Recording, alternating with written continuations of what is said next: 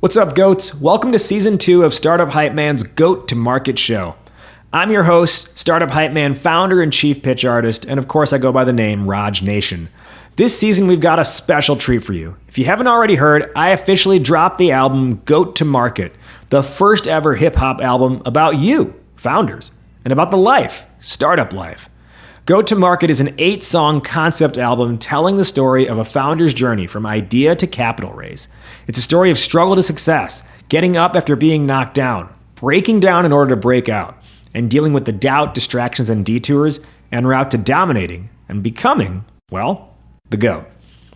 Now, a lot went into making this album, from the initial concepting, to the beat making, to the lyricism, to the overall storytelling, and someone who was instrumental in bringing it together was a man by the name Pablo Gonzalez.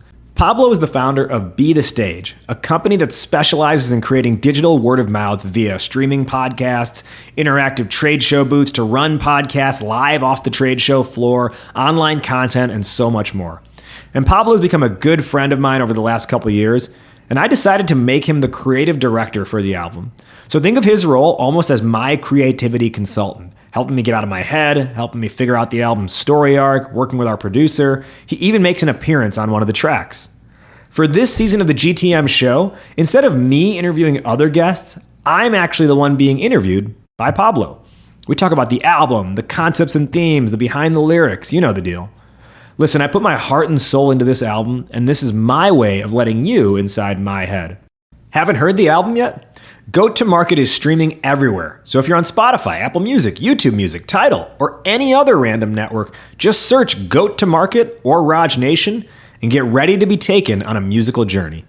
And if you want to chat with me directly about the album or about anything you're going through with your startup, whether that's pitching, figuring out your go-to-market strategy, or something else, remember, I'm just a DM away if you join our online founder community, the Goat to Market Club, at startuphypeman.com/GTM-club. Without further ado, I give you Season 2 of the GTM Show, appropriately titled, Making the GOAT. When we embarked on this project, the goal was to do an album. It's actually something that's been on my mind since 2017. So if you dial it back to then, I made it into the finalists to win this award for the Chicago Tribune's Red Eye publication, which is like their daily free newspaper that anyone who takes the CTA, the transit system, you're picking up a red eye like on your way onto the train, because it's like the stacks of papers are right there. And it's, you know, it's more red than the actual Tribune at this point. So they hosted this contest. It was called like the Red Eye Big Idea Awards. And I remember I was at 1871, which is the main incubator in Chicago. I was having a meeting with someone, and as I was walking out to leave, I saw a little flyer on one of the tables for the Red Eye Big Idea Awards, and it was like submissions due and it was like in 2 days. And I was like, oh, I should make a song about entrepreneurship. And actually, I should make a whole album about entrepreneurship. So in that 2 days, I wrote and recorded 2 songs, and I submitted those as part of the Big Idea Awards with the sort of like, you know, in my submission, I wrote up like this vision to do the first hip hop album for startups. But what I did was I branded it as Schoolhouse Rock for startups. So the idea was to like teach pitch lessons, teach storytelling, branding lessons, but through rap. And that got me into the finalists, right? Like it was, I think 10 people were declared finalists. And then they had this big event at this club in Chicago where you like exhibited. And so my exhibit was literally like, I had my desktop monitor I brought in, I had GarageBand pulled up with headphones, and then I just had like my recording mic next to it for the look. And you could listen to the 2 songs that I had made. And then I was just telling people about, hey, here's what I've got. Here's the idea I've got in mind. So I didn't win the whole thing, but that was like the initial, like, hey, there's something here. And I tabled it after that because I was kind of like, I don't have the time to do this. And that was the first year of running Startup Hype Man. So as much as I maybe wanted to, I really just needed to focus on how do I make this company work and how do I make sales. So it just kept getting like pushed, and I would drop a song here or there. And I always kind of had in the back of my head, I want to do this at some point. And then over time it evolved to, well, it doesn't need to be schoolhouse rock. It doesn't need to teach people things. It doesn't need to be like instructional. It can be something that's relational, right? Something that you listen to because it's going to resonate with you because it's emotion, not because you're trying to necessarily learn techniques of how to be a better entrepreneur or how to pitch your startup from that.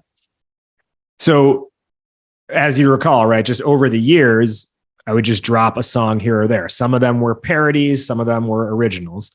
I actually, back in 2018, I took one of the songs, one of those 2 songs that I submitted for the Big Idea Awards and made a music video out of it. And that was called Wake Up, Raise Up. And that was the song that was meant to be the kind of like the anthem for women and minority founders who constantly get looked over. And that, that had a pretty big exposure on LinkedIn, which is, I think, the only place I released it.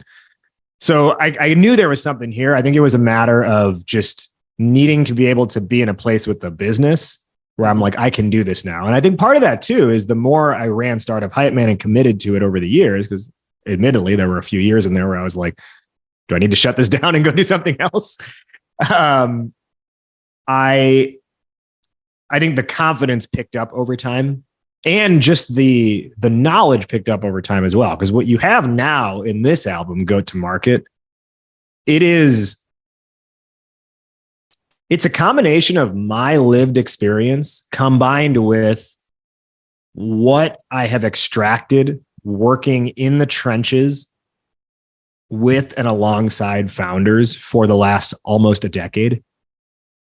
And I think if I had tried to pull this off in 2018 or whatever, I just didn't have as much of the experience myself as an entrepreneur. And I was not yet working around enough entrepreneurs to be able to pull from different aspects. Because so much of what, all the lyrics throughout this album are, again, it's either me hitting on something that actually did happen or is related enough to what happened to me in my life, or it's something I know because I've had a conversation with a founder, or I've seen them in a certain situation, and I know that that's what they're going through. And if I tried to do this 5-6 years ago, I just don't think I had enough of that exposure yet. So now I think, when we started working on this project, which is, I think, probably taken about a year to really bring together, it was the right time because the business was thriving. So I could spend time on this and not feel like it was a distraction, but actually feel like it's marketing, right? It's content, and it's something that's only going to help. So the business was thriving combined with enough exposure to be like, I can do this, and I can make sure that this is going to be done right. It's not going to be done half-ass. And on top of that, it's going to be something that the people who listen to it are going to vibe with. I love how you brought it all around there, because as soon as you started telling that story, the first thing that came to mind was, yes, this idea that when you're starting a company, it is so relatable that you have infinity things that you want to do, and you really need to zero in on where to get the bread, on buttering the bread and making that happen. And it brings me back to this conversation. And, you went all the way around to this idea of, because you've been in the game, because you are a founder of your own successful company, surrounded by founders of other successful companies, and because there's been enough of a timeline to go through one cycle, at least, of entrepreneurship, it brings me back to this conversation that you and I had when I'm like, dude, you are the only guy that can bring this to life, right? Like there is no other founder out there that has the rap skills and has had enough success and time in the game to have bought a house because of you being self-employed to do this. And it makes me think that if you would have done this album at any other point, and we'll talk about what the flow of the album is and all that stuff. But if you would have done this at any other point in your life, the whole vibe would have been thankless, or the whole vibe would have been, I can be anything, or, but this thing has the whole story arc because of everything that you said, man. I think that's I think that's spot on. And well, on that point, I think to your point of the whole vibe would have been thankless, right? I can be anything. What that almost evokes is like, I don't say this in a bad way. I'm like, this is really the reality of what it would have been if we did this too early. Was it would have been an entire album that just feels like complaining. Yeah. And no, you don't hear people complain the whole time. Agreed. Yeah, totally, man. Totally. And yeah, it makes it profoundly relatable, man. And I think that there is a very beautiful kind of harmony between, I think, what hip hop stands for and how it came to be, and the entrepreneurial culture of, I think, this last generation is a whole generation of people that are like, work isn't working for me the way that it used to work for everybody else, and we got to go like be seen and make it happen. And I feel like an extreme kind of like kinship between that feeling and my teenage angst of listening to the first couple of NWA albums and feeling like, people are out there just saying, nah, man, like what came before me isn't me anymore. And it's time to redefine this paradigm. Tell me about that final rant in Sincerely Yours. Like when I started Startup Hype Man, it was just because I had a skill and I wanted to make some money. And now I don't know if you realize, but like, I feel like it is my obligation and responsibility to be the voice and help champion the voice of every single one of you founders out here doing your thing every single day, building your dreams, making it a reality to impact the lives of others. I just have so much respect for that. And I want you to know how seriously I take carrying that flag on behalf of you. And I thank you for entrusting me to carry that flag. And just like, this is just the beginning, okay? GTM 2 is already in the works, okay? Like, it's only going up and to the right from here, hockey stick style. Tell me a little bit about what that final rant came from and how you've thought about it since. Reality is that part wasn't written down. That was just off the dome.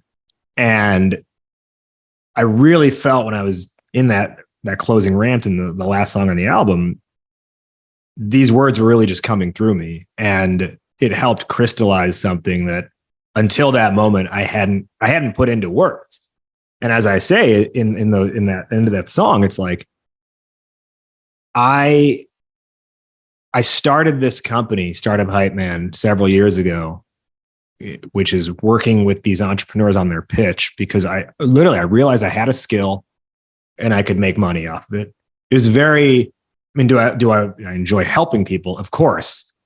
But it was kind of like, okay, here's the next thing I can do to make money. Because I have at this point realized in life, getting a job I know I'm way too whatever about me, that getting a job is not going to last very long. So here's the next thing I can do before I absolutely have to go get a job if it doesn't work out. So it was make a quick buck. And over the years, really what it evolved to is just feeling like myself, this brand, Startup Hype Man, is here to be the voice and to help champion all of these entrepreneurs' voices out there who are struggling, who aren't feeling themselves as much as they should, who are succeeding, but need people to know they are succeeding, right? Someone who understands the life at a deep, intimate level. And that's what I think Startup Hype Man is out here to do now, is to be the flag bearer on behalf of everyone who's, running a company in this startup game, which is absolutely brutal and vicious most of the time. But it's, over glamorized otherwise. And it does have its amazing points, but it's something that, you need to have that level of empathy. And I think that's what I've been able to develop over the years. And that's what I see is like, we are carrying the flag and we are forming the battlefield behind us. And I love that, because to me, it's this huge shift in thinking. Because the first few years in running this company, when it was like, are we going to make it? Can we do it? Is this going to work? The question that I keep asking then is, why? Like, why me? Right? Of all people, why me? Now the flip, now that this thing has been going strong for the last few years, and I say this knowing that at any point the rug can be pulled under you, but feeling like we're on that upward trajectory. The question before was why. The question now is why not? And that's a huge shift in thinking, because why is doubt? Why not is confidence. Why not is vibes, right? Why not is let's get this. We know what we're doing. Let's do it. And that's why I also realized this is the way, in building the company, to take a step away from the album for a moment, just in building the company, Startup Hype Man, I was like, I need to grow this to where we're employing people, because can it be okay and fine if it's kind of just me and my freelance team? Yeah, it can. And I can live a pretty comfortable life. But I got to give this a shot at fulfilling the true mission here and the vision of, like, if we're going to carry that flag, we got to try and build a team around it, like a real team around it. And that's where, we hired our first full-time employee this year. And that's the vision moving forward, is to continue to grow this thing, to be able to employ more people and make it more than just myself, but really be able to stretch our wings and support as much of this ecosystem as effing possible. It's cool, man. It's really cool, because what you are saying right now, this idea of going from the why to the why not, as I watch your journey, and again, on this theme of, like, there's nobody else that could bring this to life but you, because of this combination of things and how long you've been in the game. As somebody that's been in the game for 4 years, right? And I'm starting to, I just feel like I crossed my bridge of from why to why not. And the way that I put it, like, I'm just getting into that point where I feel like I'm making a handsome living off of my thing, and not just like sacrificing myself every day to make less money in order to build something, because I know who I am and I don't want to go to work for somebody else again. Right.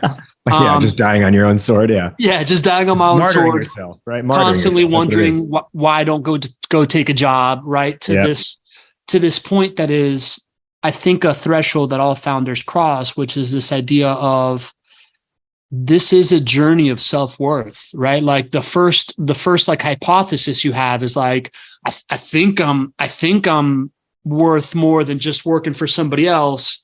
And at some point in there, you make enough mistakes of, like, the way that you value yourself to get to the point where you truly value yourself. And that's like the flip to the why not. It's like, nah, dog, like, other people, at first it's like other people can do it. So I think I can do it. And then at some point you're like, no. It's not that, it doesn't matter if other people are doing it or not. It's just that, like, I can do this and let's move forward. Right. And you now, it sounds like you've been in business for about like 7 years, right? Something like that. Yeah. Unofficially 2016, officially 2017. So like 6-7 years. Yeah. I could see how in the journey, as it goes forward, you go through the cycle, and now you're at this point where it's like, not just have you found the self-worth, but you've also found, like, the wherewithal to then, like, now grow this thing beyond yourself and, like, have real permanence around it and do all these different things. And it's just it's a story that really just resonates, man. And all right. So then, story of the album, et al., right? Like, I think it's funny that you were talking about, like, the Schoolhouse Rock thing, because, and then you evolve from, like, oh, I don't have to, like, teach anything in my rap songs. I can just make rap songs. Feels kind of parallel to the evolution of this album, right? Like, I remember at first it was just kind of like, you had like a real narrative that it felt like you wanted to tell this, like, concise story through, like, rapping in 5 songs. And then it evolved a little bit beyond that. You want to tell me a little bit kind of like how the story of the album is now and what it started off as for you? Yeah, I think the direction originally was, this is a concept album. Like, we're telling a story arc throughout it. Now, ultimately, that really is a concept album, and we are telling a story across 7-8 songs.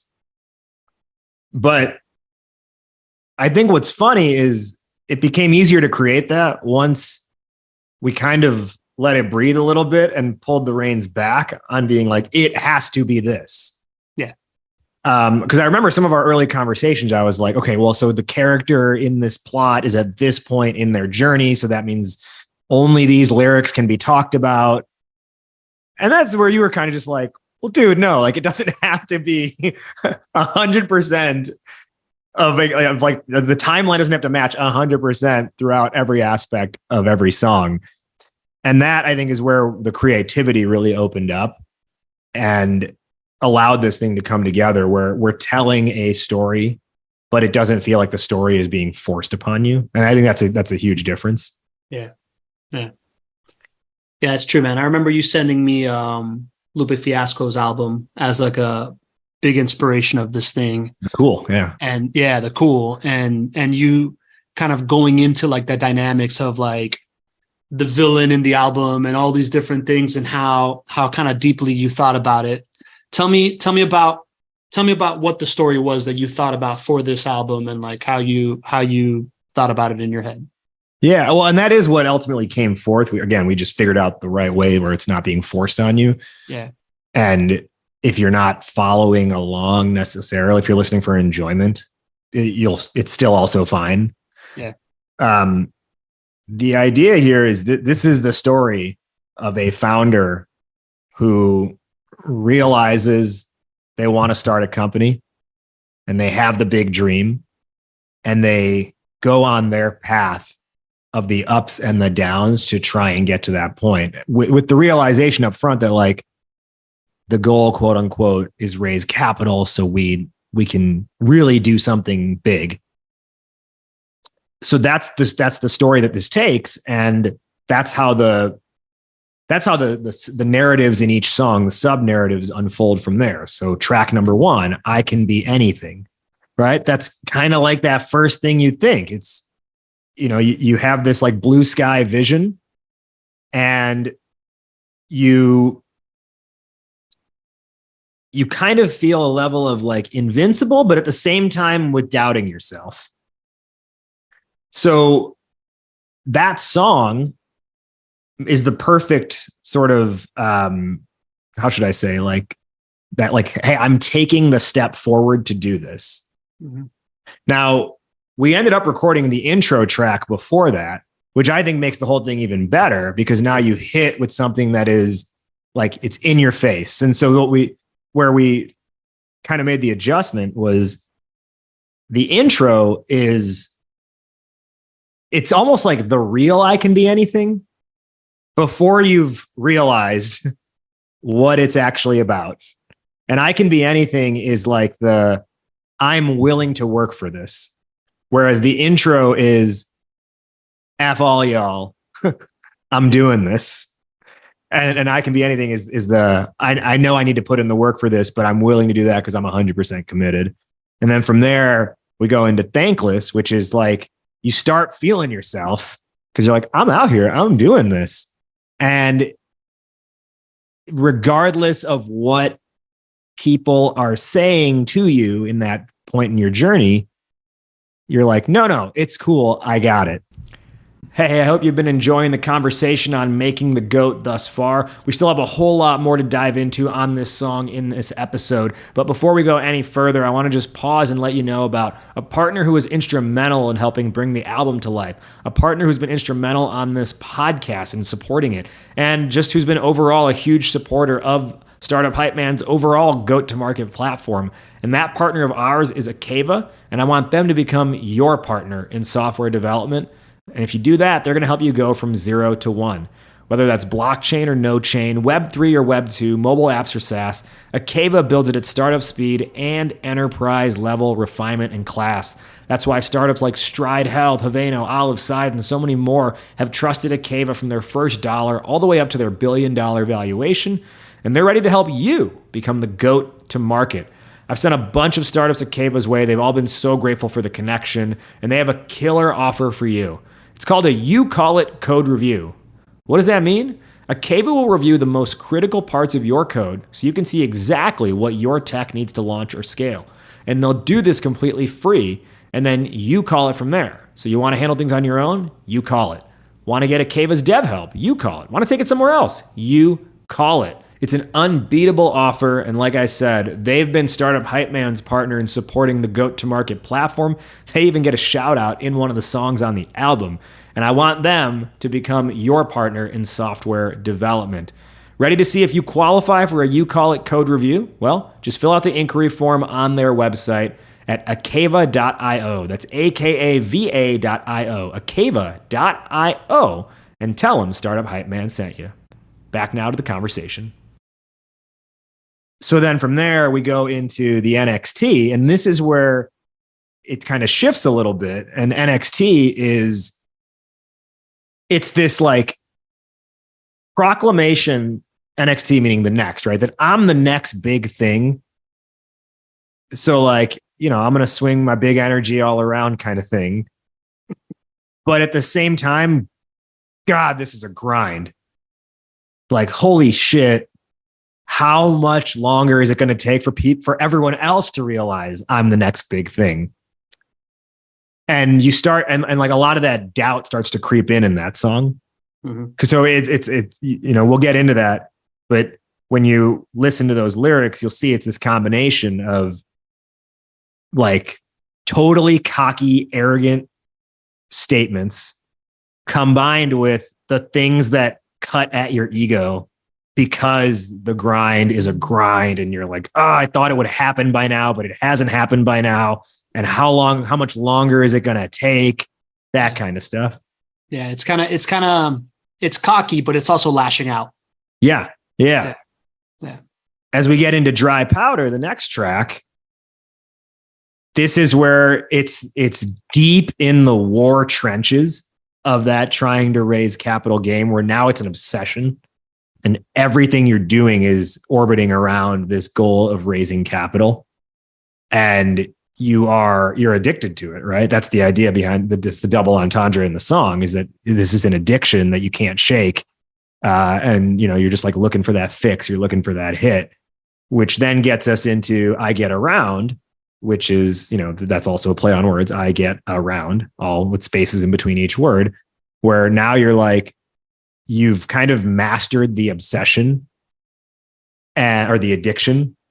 Like you're on top of it. You've got it handled and you know exactly what to do. And you're like, this is my path to go for it. So get out of my way.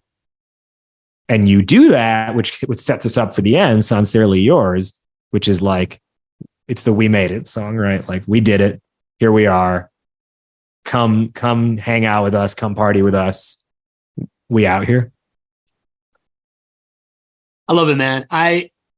The first vision was like this idea of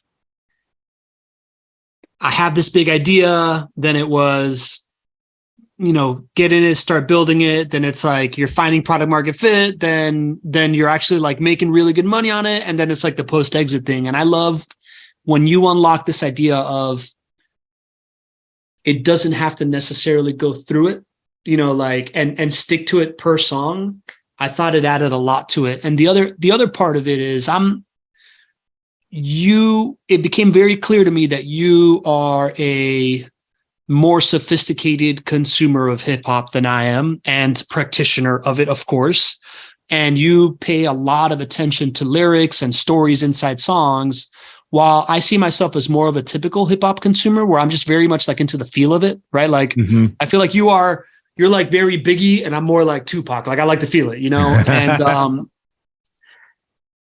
and I think it's also reflected in the album, right? Like in the rhythm of it all. And there's just kind of like the intro track is almost like, I think before you start your own company, you think you're the shit inside someone else's company. And therefore you have this naivety to like go think you can be anything. Right. So like it has this like rhythm of just like, I'm the shit. Then it's like, I think I'm this like super special butterfly kind of like feeling. Then it just starts getting a little bit more and more rising tension on the beat to finally the party album at the end, which is really the thing that I most focused on. And because I knew you had the lyrics handled, and I love the pace of the album. And you're right. I think putting in that intro song before before I can be anything, really rounded it all out really well to start off at this high tempo and then slow down and crescendo again to the party album, which I thought those really middle songs, right? They start to get a little bit like maniacal, like yeah, what is it, 4, 5, and 6? Yeah, right. They start to really. It's a level of angst that you feel, yeah, and that's being pushed through in the lyrics. And I also think as we were putting this whole thing together and figuring out like how should the beat be, right? Like what should we do for this song, etc. What I was intentional about was not just what do I need it to sound like to match these lyrics that I have in my head, but more than that, it was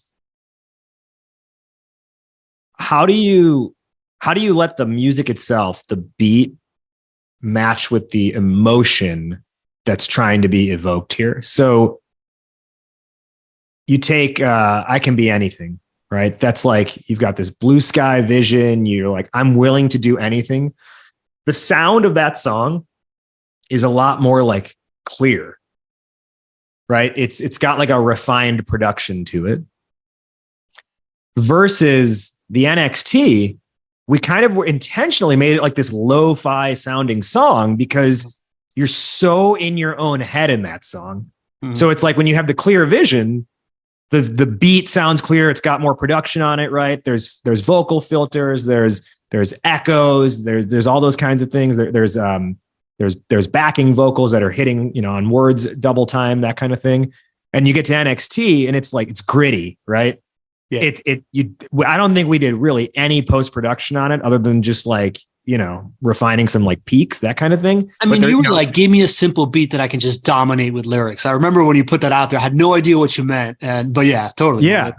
Yeah. Cause it's like, it's a million thoughts running through your head all at once that's being spewed out. Right. That's what the idea behind that is. And then like with I Get Around, it's like, oh, like that thing hits because it's meant to be like you feel that shit in your chest and you're like, let's fucking go. Let's do this.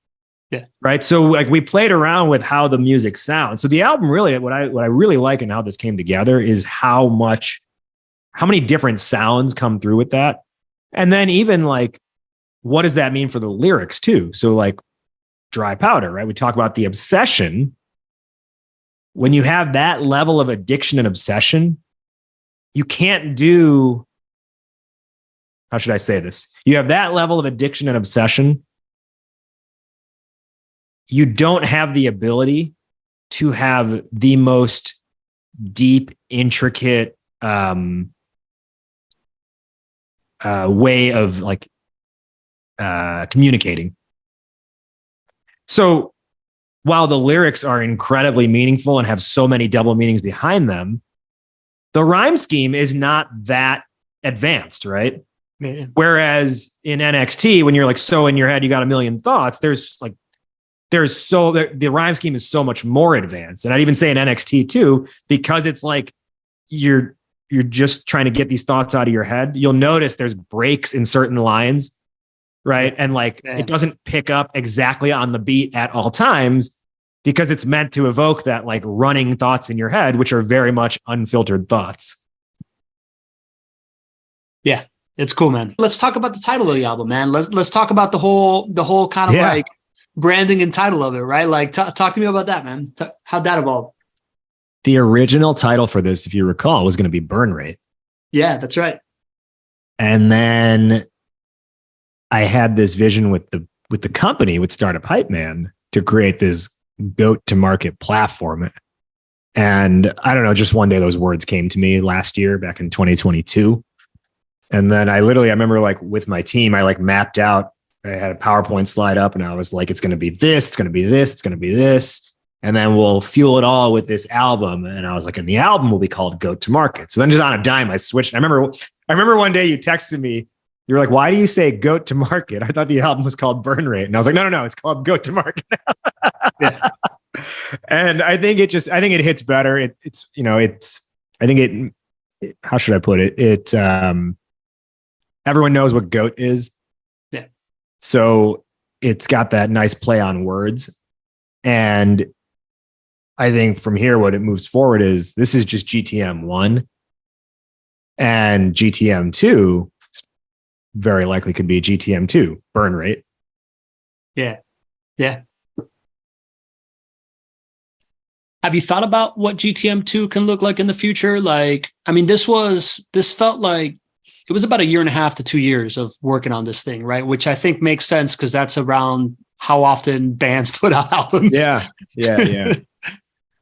Do you think you need to have more time in the cycle right now to come up with more founder experiences and stuff like that? Or do you think you have enough to start thinking of what GTM 2 will look like and the rest will come with it?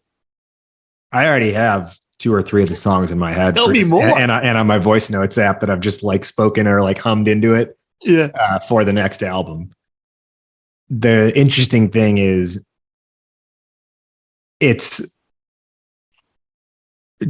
this album ends on a celebratory note, but all they're celebrating is step 1 in the process, really. Yeah. So you think it's all going to be figured out from there. You raise that big round of capital.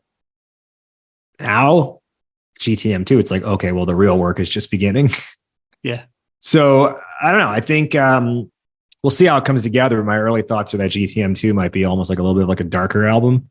And I think what's also cool is my own entrepreneurial experience will now have a little bit more evolution to it, right? And now running payroll regularly, right? Which every founder is like, oh my God, are we going to make payroll? That kind of stuff. So some of those more like advanced themes might start to come in, and we'll leave it at that for now. But there's already some ideas that I'm cooking up here.